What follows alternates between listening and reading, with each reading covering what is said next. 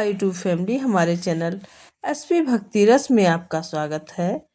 आप सभी को होली की ढेर सारी शुभकामनाएं। आप सभी स्वस्थ रहें और सुख समृद्धि से भरपूर रहें। हमारे जीवन में जब आर्थिक तंगी आती है, पैसे की तंगी आती है और धन का अभाव होता है तो हमारा जीवन बहुत ही दुर्लभ हो जाता है। ऐसे में छोटे छोटे उपाय हैं जो प्रभु के शरण में रहकर छोटे से उपाय करके अपने कष्ट और समस्याओं को हम दूर कर सकते हैं। तो शुक्रवार का दिन माँ लक्ष्मी जी को समर्पित है। अगर शुक्रवार के दिन हम छोटा सा उपाय करते हैं, माँ लक्ष्मी जी की पूजा अर्चना करते हैं, नियम अनुसार करते हैं, तो हमारे घर में सुख समृद्धि की कमी नहीं रहेगी। साथ ही जो भी मनोकामनाएं हैं वह पूरी होंगी। सिर्फ 11 शुक्रवार यह उपाय करें और यह उपाय करने 11 शुक्रवार अगर आप उपाय करते हैं तो 11वें शुक्रवार आपके सभी मनोकामना पूरी होगी और आपके जीवन में सुख समृद्धि भरपूर होगी, यश वैभव होगा, सभी मनोकामनाएं पूरी होगी और जीवन में आनंद ही आनंद होगा। तो आइए जानते हैं। जानने से पहले जो भी भक्त चैनल पर नए हैं प्लीज़ चैनल को सब्सक्राइब करें, वीडियो को लाइक करें और ज़्यादा से ज़्यादा शेयर करें और कमेंट बॉक्स में श्री शिवाय नमस्तुभ्यं लिखना ना भूलें। आइए जानते हैं। शुक्रवार का दिन माँ लक्ष्मी जी को समर्पित है और माँ लक्ष्मी जी की पूजा करने से घर में धन वैभव सुख समृद्धि आती है। तो शुक्रवार के दिन प्रातः स्नान करके आप माँ जगत जननी की पूजा करें, माँ लक्ष्मी जी की पूजा अर्चना करें।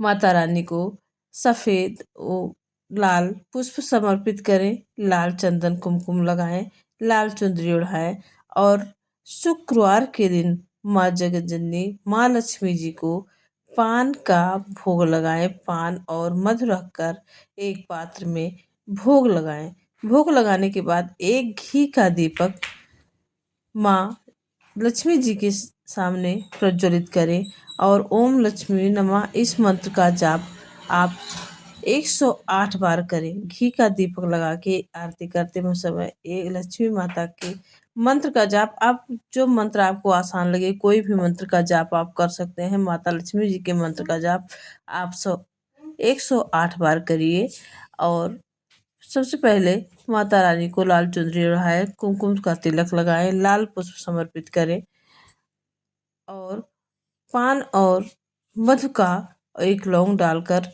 भोग समर्पित करें माता रानी को। इसके बाद 108 बार माँ लक्ष्मी जी का मंत्र जपें। यह क्रम 11 शुक्रवार आप करके देखिए।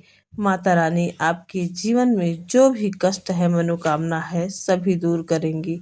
माता रानी शुक्रवार के दिन माँ वैभव लक्ष्मी जी का व्रत रखा जाता है जो बहुत ही प्रभावपूर्ण है। अगर आपके घर में आर्थिक तंगी बहुत ज़्यादा है, बहुत परेशानियां हैं, तो माँ शुक्रवार वैभव लक्ष्मी का व्रत अवश्य ही करें।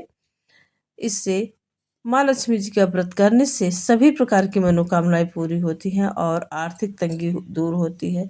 शुक्रवार के दिन अगर आप माँ लक्ष्मी जी का पूजन इस तरह से करते हैं तो माँ लक्ष्मी आपके घर में धन का भंडार बनेगी। अगर साथ ही आप अगर कर सकते हैं तो एक नारियल कलश पर एक नारियल रखें, आम का पल्लो रखें, नारियल रखें।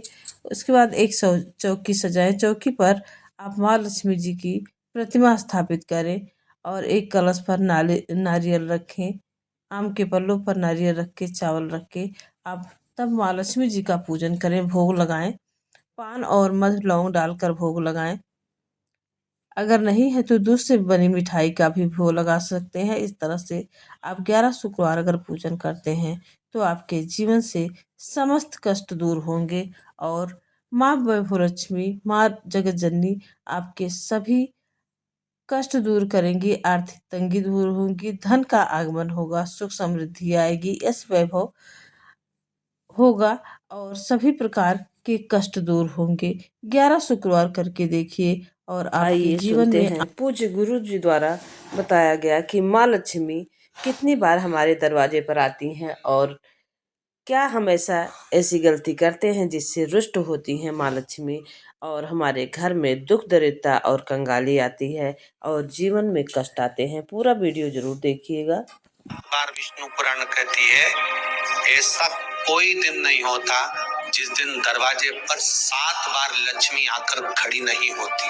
कल एक कथा कही थी आपको कि प्रत्येक मनुष्य के भाग्य में सुख लिखा है, केवल मंथन करना।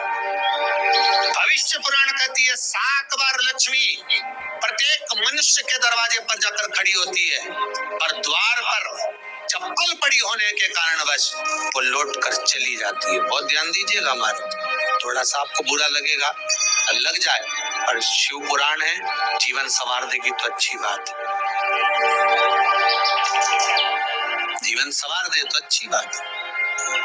मंदिर के द्वार पर हम जब चप्पल छोड़ते हैं, जिस मंदिर की चौखट पर चप्पल छोड़ी है, आप जितनी देर आराधना में लगे रहते हैं उतनी देर तक आपकी चप्पल पर जितने लोग लांग कर जाते हैं, जितने लोग लांग कर प्रवेश करते हैं, उसका भी दुख आपके भाग्य में आता चले जाता है। ध्यान दीजिएगा जब चप्पल का भविष्य पुराण में पढ़िएगा कभी की पादुका का महत्व क्या है, पादुका किस ओर उतारना चाहिए, पादुका को कहाँ रखना चाहिए, किस जगह पर बुआरी झाड़ू को रखना चाहिए, किस जगह पर चलनी को रखना चाहिए, सुई,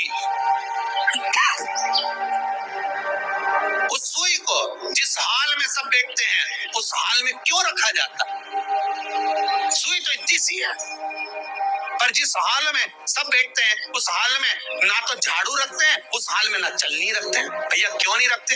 कारण क्या है कि जिस हाल में सब बैठकर बात करें, आवक जावक की बात हो, व्यापार की बात हो, लक्ष्मी की बात हो, प्रेम स्नेह की बात हो, आपस में बैठकर सब चर्चा कर रहे हो, अगर वह छलनी होगी, झाड़ू होगी, तो बैठे बैठे बात करने में विवाद चालू हो जाएगा। 15-20 मिनट तुमने बहुत प्रेम की बात करी, अच्छे से बात करी, पति पत्नी बहुत प्रेम की बात कर रहे थे, मालूम पड़े बात करते करते से कब झगड़ा उत्पन्न हो जाए तो समझ में नहीं आया। हमारी बहू को क्या हो जाता है, बैठे बैठे बात करते करते झगड़ा कर देती है, जरा सी बात में झगड़ा चालू हो जाता है। कारण क्या है? जिस हाल में तुम बैठ रहे हो, जिस कमरे में तुम बैठ रहे हो, जिस हाल के अंदर सब बैठकर चर्चा करते, बात करते, चित्त करते, आपस में बैठकर सब लोग एक दूसरे के बातचीत करने बैठे, आय व्यय देखने बैठे, दुकान व्यापार की बात करने बैठे, उस जगह पर भी झगड़े का क्रम कहां से आ गया? एक ना एक का मुंह क्यों फूल गया? कारण क्या था? कोई बात टेंशन क्यों आ रहा है? मतलब उस हाल में या तो चलनी रखी है या झाड़ू रखी है, भले तुमने सोफे के नीचे फंसा दियो, भले तुमने पीछे फंसा दियो, पर पड़ी जरूर है, रखी जरूर है, कहीं ना कहीं पड़ी होगी। क्यों कहते हैं कि जिस हॉल में आप बैठ रहे हो, जहां पर आप संपदा की बात कर रहे हो, दौलत की बात कर रहे हो, व्यापार की बात कर रहे हो, व्यवसाय की बात कर रहे हो, उस हॉल में अगर कहीं कैलेंडर टंगा हो, कोई सामान ऐसा रखा हो, कोई पर्दा ऐसा लगा हो, कोई चीज ऐसी लगी हो, तो उसमें एक सुई उसमें रख दीजिए। क्यों कहते हैं? हमारे यहाँ दूल्हा भी जाता है ना, तो उसका जो साफा बनता है या जूता उसको पहनाते, उस तक में पिन टच करके भेज देते हैं। बोलो सही है कि गलत है? दूल्हा तोरण लगाने जा रहा है, दूल्हा तोरण देने जा रहा है, तो उसके जूते में भी पिन घुसेड़ कर भेजते हैं, पिन लगाकर भेजते हैं, उसके साफे में पिन लगाकर भेजते हैं। एक भले सुई नहीं लगाएंगे तो आल पिन लगाकर भेज देंगे। क्यों भेजते हैं? उसका कारण क्या है कि लक्ष्मी को लेने जा रहा है, संपदा लेने जा रहा है, और जिसको वो ब्याह करने जा रहा है उसका संबंध सुई और धागे के संबंध जैसा हमेशा सिला हुआ होना चाहिए, उधेड़ा ना जाए, कि चीज ऐसा कटा हुआ नहीं होना चाहिए।